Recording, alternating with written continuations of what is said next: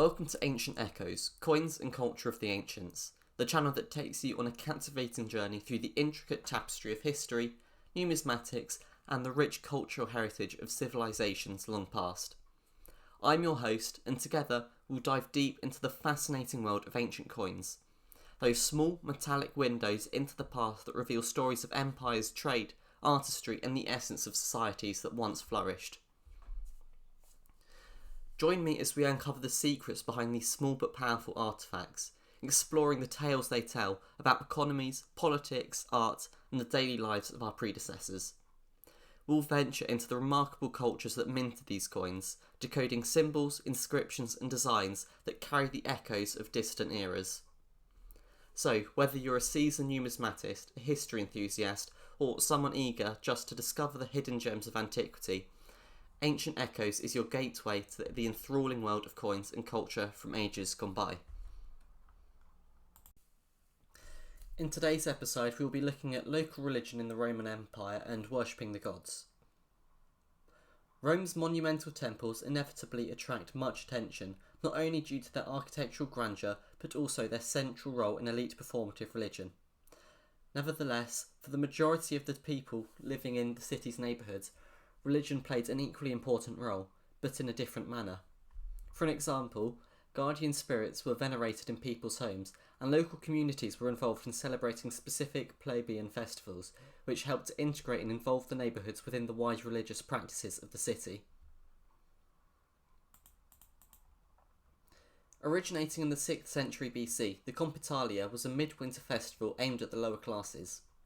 Rather than venerating major deities, the purpose of this festival was to honour the local protective spirits known as lares, who were believed to reside at the crossroads.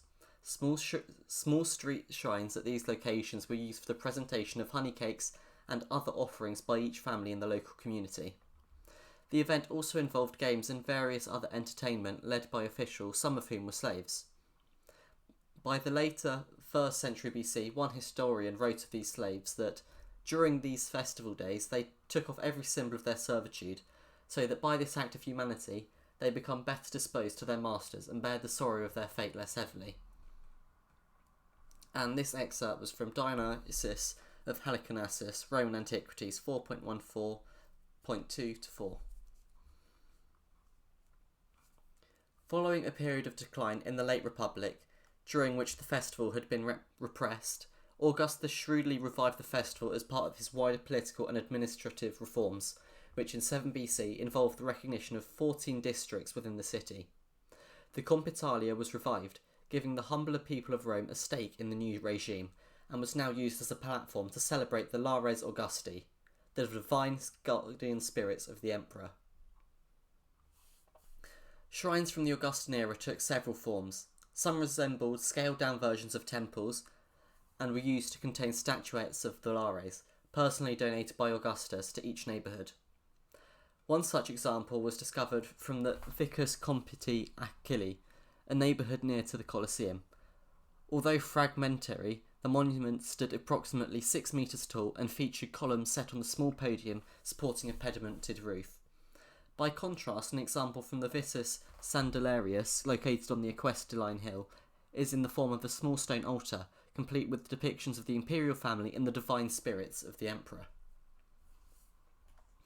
Although very few of the shrines survive today, the Augustan poet Ovid recounts that in his day there were 500 compital monuments, which guard all things with their eyes. They stand there for us and preside over the city's walls. They are present for us and bring us help.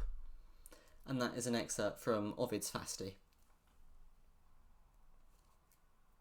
Moving on, the shrines must have been familiar sights within the urban landscape and hubs of festive activity on the day of the celebrations. The inscriptions that we can read on the surviving shrines tell us something about how the cult of Lares Augusti was organised.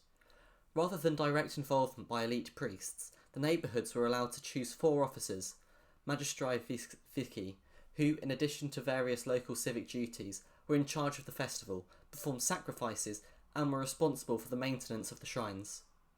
After the emperor's death, the same local officials and the statues from the shrines were involved in the annual games held in his honour in October, an important step in the establishment of the emperor worship. The veneration of the emperor in neighbourhoods was just one aspect of local religion within the city.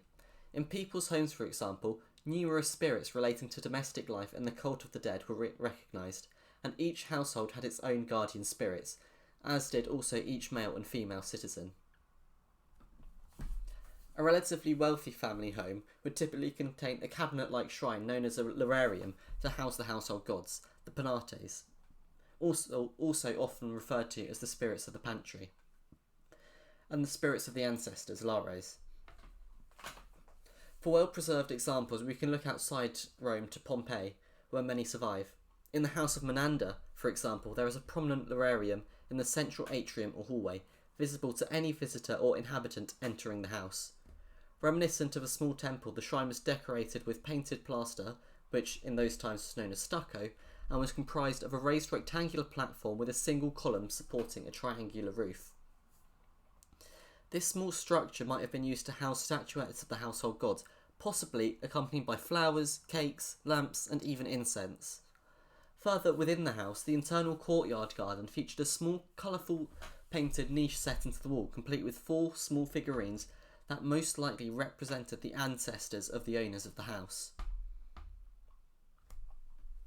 Although we don't have this type of domestic evidence directly surviving in Rome, this particular style of residence, known as atrium or domus housing, featured within the city. It's a reasonable assumption that their wealthy owners would have had similar household shrines. In other cases, descriptions in the ancient sources can provide further insight into domestic practices relating to the veneration of family ancestors. The display of these images within the home therefore served as an important means to remember and venerate the deceased. This is particularly important, for in Rome almost all tombs and burials were located outside the city. We know of a particular festival, the Parentalia, held each year in February, during which people travelled out to the graves of their family members or patrons to present flowers or food, make a connection with the burial site. Both the compitalia and elements of domestic ritual activities therefore present us with useful insights into religion on a local, everyday level. The worship and veneration of guardian deities and reverence for the dead serves to highlight key aspects of Roman beliefs, which ultimately came to include the celebration of the divine spirit of the emperor. Furthermore, the involvement of the suburbs and lower classes shows that, together with the elite, ritual sacrifices and major festivals that occurred within the heart of the city, Roman religion played a fundamental role in everyday life for the entire population, regardless of class.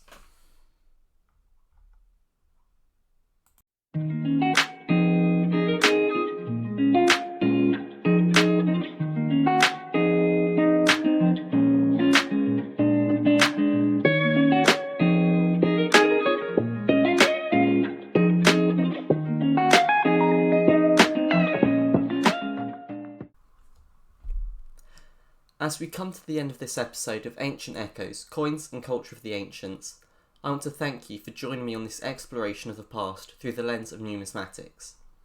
The journey we've embarked on is just the beginning, and there are countless more ancient coins and stories to uncover.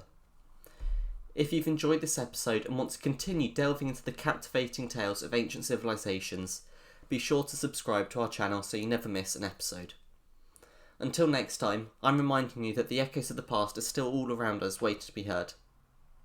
Thank you for tuning into Ancient Echoes, Coins and Culture of the Ancients.